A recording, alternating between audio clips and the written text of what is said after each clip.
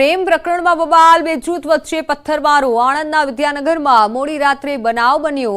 હરિઓમ સ્મશાન પાસે બે જૂથ વચ્ચે અથડામણ થઈ. વાહનોને પણ નુકસાન પહોંચ્યું. 2 થી 3 લોકો ઘાયલ થયાની વિગતો હાલ સામે આવી છે. ઘાયલોને કરમસદની હોસ્પિટલ ખસેડાયા છે. મામલો વિચકરતા પોલીસ હાલ સ્થળ પર પહોંચી હતી. ઓનલાઈન પર સંવાદદાતા જનક જોડાઈ ચૂક્યા છે. જનક, આખો મામલો શું હતો? પોલીસની કેવી કાર્યવાહી? મિત્તલ, ગઈકાલે આણંદ જિલ્લાની સાક્ષર નગરી વિદ્યાનગરની ઘટના છે. હરિઓમ નગર એક વિસ્તાર છે, ત્યાં સ્મશાન પાસેની આ ઘટના છે. મૂળ મુદ્દો આ સમગ્ર ઘટનામાં એ છે કે ગયા વર્ષે દિવાળીમાં એક ભરવાડ સમાજના એક વ્યક્તિ એક કાર લઈ અને જતા હતા ને ત્યારે એક વ્યક્તિને અકસ્માત થયો હતો અને ત્યારે એક વ્યક્તિએ લાકડીથી હુમલો કર્યો હતો. એ જૂની અદાવત અને સાથે સાથે એક ચર્ચા એ પણ છે કે પ્રેમ પ્રકરણ, એના કારણે ભરવાડ અને વસાવા સમાજ વચ્ચે ઘર્ષણ થયું હતું. સામે પથ્થરમારો થયો હતો. એક વ્યક્તિ ધવલ માછીને ખૂબ માર મારવામાં આવ્યો છે, જેને શ્રી કૃષ્ણ હોસ્પિટલ કરમસદ ખાતે ખસેડાયો છે અને સમગ્ર વાતાવરણ આખું તંગદિલી ફેલાઈ હતી. વિદ્યાનગર પોલીસ ઘટના સ્થળે પહોંચી છે અને હાલ પોલીસ ફરિયાદ નોંધવાની તજવીજ હાથ ધરાઈ છે. જી જનક, આભાર માહિતી બદલ.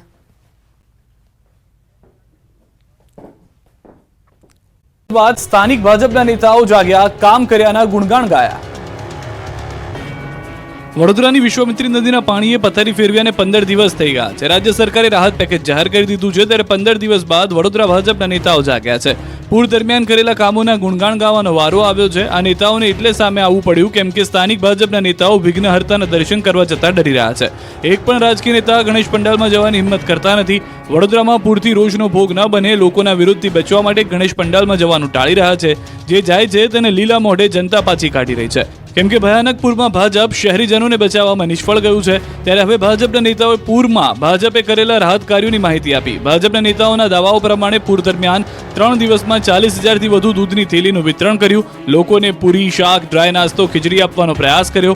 29,000થી વધુ કીટનું વિતરણ કર્યું. પણ આ લોકોને કોણ સમજાવે કે જો તમે કામ કર્યું હોત તો કામ કર્યાના ઢંઢેરા પીટવા ના પડે.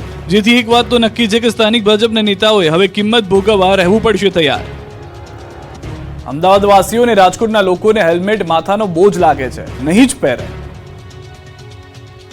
જોઈ લો આ દ્રશ્યો. અમદાવાદના લોકોને તમારે ગમે તેટલા દંડ ફટકારવા હોય એટલો ફટકારો, પણ કેટલાક લોકો હેલ્મેટ તો નહીં જ પહેરે. ગુજરાત હાઈકોર્ટે દ્વિચક્રી વાહન ચાલકોને ફરજિયાત હેલ્મેટ પહેરવા સૂચન કર્યું. હાઈકોર્ટની સુનાવણીમાં પણ મોટાભાગની મહિલાઓ હેલ્મેટ પહેરતી ન હોવાની રજૂઆત થઈ. ત્યારે આજે ન્યૂઝ 18 ગુજરાતીએ રિયાલિટી ચેક કર્યું. અમદાવાદ શહેરમાં લગભગ તમામ મહિલાઓ હેલ્મેટ વગર નજરે પડી. હેલ્મેટ પહેરવા મામલે સવાલ કરતા મહિલાઓએ હાસ્યાસ્પદ બહાના કર્યા. આદત નથી, ઘરેથી લેવાનું રહી ગયું, વાળમાં ભરાઈ જાય જેવા અવનવા બહાના આપ્યા. તો રાજકોટના લોકો પણ ટ્રાફિકના નિયમોનો ભંગ કરવામાં સુરાપુરા નીકળ્યા. એકલ દોકલ વાહન ચાલકો જ હેલ્મેટ પહેરેલા નજરે પડ્યા. ભાદરવી પૂનમના મેળામાં ભક્તોનું ઘોડાપુર. જય અંબેના નાદથી ગુંજ્યા રસ્તા. 2 લાખથી વધુ લોકોએ કર્યા દર્શન. ભાદરવી પૂનમના મેળાના બીજા દિવસે પણ ભક્તોનું ખીડિયારું ઉભરાયું છે. અંબાજીના રસ્તાઓ અને અંબાજી તરફ જતા રસ્તાઓ બોલમાળી અંબેના નાદથી ગુંજી રહ્યા છે. રસ્તાઓ ભક્તોથી ઉભરાઈ ગયા છે. અંબાજીમાં લાખો ભક્તો બીજા દિવસે દર્શન કર્યા. અંબાજી મંદિર વહેલી સવારથી મોડી રાત સુધી માઈ ભક્તોથી ભરચક રહ્યું. પ્રથમ દિવસે 2 લાખથી વધુ ભક્તોએ માતાજીના દર્શન કર્યા. યાત્રાધામ અંબાજીમાં ચારે બાજુ ભક્તિમય માહોલ છે.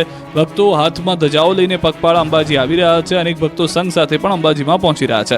દર્શન પદની રેલિંગો માઈ ભક્તોથી ઉભરાઈ રહી છે. મેળાના માહોલ વચ્ચે વરસાદી માહોલમાં પણ વરસાદે ભક્તો રથ ખેંચતા નજરે પડ્યા. અંબાજી ભાદરવી પૂનમના મેળાને લઈને એસટી નિગમે કરી વિશેષ વ્યવસ્થા. અંબાજીમાં ભાદરવી પૂનમના મેળાને લઈને વધારાની 1100 બસ દોડાવી ભક્તો માટે તમામ પ્રકારની સુવિધા ઊભી કરાઈ.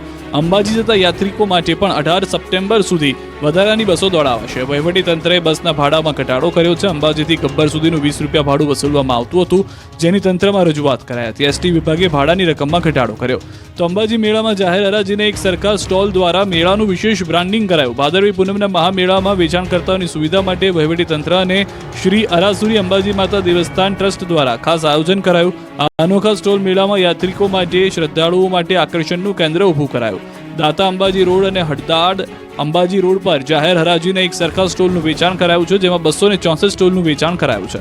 અમદાવાદના ડોક્ટર પંકજભાઈ નાગર અવિરત રીતે 36 વર્ષથી પગપાળા અંબાજી ભાદરવી પૂનમના મેળામાં અંબા માતાના દર્શન કરવા માટે આવે છે. મા અંબા પ્રત્યેની આ અનોખી અતૂટ શ્રદ્ધાને કારણે તેમને વૈશ્વિક સ્તરે પણ સન્માન મળ્યું છે. તેમની અવિરત અંબાજી પદયાત્રાની નોંધ 34 વર્ષે લિમ્કા બુક ઓફ રેકોર્ડમાં લેવાઈ હતી. હવે તેમની આ અદ્ભુત અને વિરલ સિદ્ધિને વર્લ્ડ બુક ઓફ રેકોર્ડમાં પણ સ્થાન મળ્યું છે. ઊંઝામાં ધજા મહોત્સવમાં ઉમટ્યા લાખો ભક્તો. કપડવંજથી 205 કિલોમીટરનું અંતર કાપી રીલે દોડ ઊંઝા આવશે. ઊંઝા ખાતે માં ઉમિયાના ધજા મહોત્સવનો પ્રારંભ થઈ ગયો છે. ધજા મહોત્સવના બીજા દિવસે લાખો ભક્તો ઉમટી પડ્યા છે. દેશ વિદેશમાંથી ભક્તો માં ઉમિયાના શરણે માથું ટેકવવા પહોંચ્યા છે. ઉમિયા ધામ જય માતાજીના નાદથી ગુંજી રહ્યું છે. પ્રથમ દિવસે મહેસાણાના ઊંઝા ખાતે 1.25 લાખ ભક્તોએ ઉમિયા માતાજીના દર્શન કર્યા. ભવ્યથી ભવ્ય ધજા મહોત્સવમાં સહભાગી બની ધન્યતા અનુભવી તો શુદ્ધ સાત્વિક અને પૌષ્ટિક ભોજન પ્રસાદનો 20,000થી વધુ ભક્તોએ લાભ લીધો. તો ધજા મહોત્સવ ભાગરૂપે કપડવંજથી ઊંઝા ઐતિહાસિક રીલે દોડની લીલી ઝંડી આપી પ્રસ્થાન કરાવ્યું. આ રીલે દોડ 14 સપ્ટેમ્બર 2024 શનિવારે ઊંઝા આવી પહોંચશે. ખેડા જિલ્લાના કપડવંજથી નીકળેલી રીલે દોડની સાથે માં ઉમિયાનો જ્યોતિરથ, 3 ડીજે અને 400 જેટલી ગાડીઓનો કાફલો પણ છે. યુવાનો 24 કલાક દોડી વર્લ્ડ રેકોર્ડ રચનાર છે. માર્ગમાં બાયડ ખાતે 5,000 લોકો ભોજન પ્રસાદ લેશે. રણાસણ ખાતે પણ ભોજન પ્રસાદ લેશે. બાદમાં વિજાપુરમાં રાત્રે અખંડ ધૂનનો કાર્યક્રમ છે. વિસનગર ખાતે સ્વાગત અને ચા પાણી નાસ્તો કરશે. બાદમાં વિસનગરથી પણ લોકો જોડાશે. 205 કિલોમીટરનું અંતર કાપી આવતીકાલે સવારે ઊંઝા પહોંચશે. યુવાનો 24 કલાક દોડી વર્લ્ડ રેકોર્ડ રચશે. પગપાળા બનાસકાંઠા જતા ભક્તો માટે ધોરી ગામ નજીક શરૂ કરાયો 5 સ્ટાર હોટલ જેવો સેવા કેમ્પ. ભાદરવી પૂનમનો મહામેળો ચાલી રહ્યો છે ત્યારે લાખો ભક્તો પગપાળા ચાલીને માં અંબાના ચરણોમાં શીશ ઝુકાવવા આવી રહ્યા છે. ત્યારે પગપાળા અંબાજી જઈ રહ્યા હતા માય ભક્તો માટે અંબાજીના માર્ગો ઉપર ઠેર ઠેર સેવાભાવી સંસ્થાઓ દ્વારા સેવા કેમ્પ ધમધમી રહ્યા છે. ત્યારે પાલનપુર અંબાજી માર્ગ ઉપર આવેલા ધોરી ગામ નજીક સેવાભાવી સંસ્થા P.N. માળી ફાઉન્ડેશન દ્વારા સેવા કેમ્પ શરૂ કરાયો. 5 સ્ટાર સુવિધાઓવાળા સેવા કેમ્પને ભાજપના પ્રદેશ મહામંત્રી રજનીશ પટેલે ખુલ્લો મૂક્યો. અહીં ભક્તો માટે ચા, નાસ્તા, ભોજન સહિત આરામ જેવી અનેક 5 સ્ટાર સેવાઓ પૂરી પાડવામાં આવી રહી છે. તો સેવા કેમ્પમાં સેવાર્થીઓ પદયાત્રીઓને ભગવાનની જેમ સેવા કરતા નજરે પડી રહ્યા છે. આ 5 સ્ટાર સેવા કેમ્પમાં પગપાળા ભક્તોને ઢોલ, નગારા અને શરણાઈ વગાડીની જેમ લગ્ન પ્રસંગમાં આવકારવામાં આવતા હોય તેમ આવકારવામાં આવી રહ્યા છે. અને પ્રેમથી તેમને હોટલ કરતાં પણ ઉત્તમ જમવાનું પ્રેમથી જમાડવામાં આવી રહ્યું છે. જો કે આયોજકો પણ ભક્તોની સેવા કરીને ધન્યતા અનુભવી રહ્યા છે. અંબાજી મેળાને લઈને જામ્યો છે ભજન, ભોજન અને ભક્તિનો ત્રિવેણી સંગમ. અંબાજી જતા પદયાત્રીઓ માટે મહિલાઓએ અનોખો સેવા યજ્ઞ હાથ ધર્યો. સાબરકાંઠા જિલ્લાના રસ્તાઓ અત્યારે જય અંબેના નાદથી અને પદયાત્રીઓથી ઉભરાઈ રહ્યા છે. ત્યારે હિંમતનગરના વક્તાપુરામાં પદયાત્રીઓની સેવા માટે મહિલા ગ્રુપ દ્વારા યાત્રિકોને ભજન સાથે ભોજન આપવામાં આવે છે. મહિલાઓએ કહ્યું કે અમે ભજન ગાઈને ભોજન આપીએ છીએ જેથી અમને થાક પણ લાગતો નથી અને અનોખી સેવા પણ કરી રહ્યા છીએ. તો આ જ ગામમાં હનુમાનજી મંદિરે 2007થી એક કેમ્પ ચાલે છે જ્યાં રહેવાની, માલિશ અને જમવા સહિતની સેવાઓ અપાય છે. આ અનોખા કેમ્પમાં દૂધપાક, પાઉંભાજી, પુલાવ, મીઠાઈ સાથે જમવાનું, દૂધ જલેબી, ઇડલી સંભાર અને પાણીપુરી પણ પીરસવામાં આવે છે. આ કેમ્પમાં ભક્તોને તમામ સુવિધાઓ અપાય છે. આ અમદાવાદના વટવાનું 160 વ્યક્તિઓનું ગ્રુપ છે જે વિવિધ પ્રકારની સેવાઓ કરી મા અંબાના ભક્તોની સેવા કરે છે અને આશીર્વાદ પ્રાપ્ત કરે છે. આ તરફ મહેસાણામાં ધારાસભ્ય મુકેશ પટેલ લાગ્યા ભક્તોની સેવામાં. સતલાસણામાં કેમ્પમાં સેવામાં જોતરાયા ધારાસભ્ય. ભક્તોને ભોજન પીરસતા જોવા મળ્યા મુકેશ પટેલ. 14 વર્ષથી ચાલતા કેમ્પમાં મુકેશ પટેલ ધારાસભ્ય બન્યા તે પહેલાથી જ સેવા આપી રહ્યા છે. ધરમપુરમાં ગૃહ રાજ્યમંત્રી હર્ષ સંઘવીએ ગણપતિ દાદાના કર્યા દર્શન. ગૃહમંત્રી હર્ષ સંઘવીએ ડ્રગ્સના દૂષણ સામેની લડાઈમાં યુવાનોની સાથે મહિલાઓને પણ મહત્વનું યોગદાન આપવા અપીલ કરી. રાજ્યના ગૃહમંત્રી હર્ષ સંઘવીએ વલસાડ જિલ્લાની મુલાકાત લીધી જ્યાં તેમણે સૌપ્રથમ ધરમપુરમાં અને ત્યારબાદ વલસાડમાં વિવિધ ગણેશ પંડાલોની મુલાકાત લીધી. ગૃહમંત્રીએ ગણેશજીના દર્શન કરી આશીર્વાદ લીધા. ગૃહમંત્રીએ સંબોધન કરી યુવાનોને ડ્રગ્સ અને વ્યસનના દૂષણથી દૂર રહેવા અપીલ કરી. આ પ્રસંગે ભાજપના અગ્રણીઓ અને કાર્યકર્તાઓ પણ મોટી સંખ્યામાં ઉપસ્થિત રહ્યા હતા. ગૃહમંત્રીએ ધરમપુરમાં ભાજપના એક અગ્રણીના ઘરે દુઃખદ પ્રસંગમાં હાજરી આપી. ત્યારબાદ શહેરના પૌરાણિક લક્ષ્મીનારાયણ મંદિરમાં દર્શન કરી અને વિવિધ ગણેશ પંડાલમાં દાદાના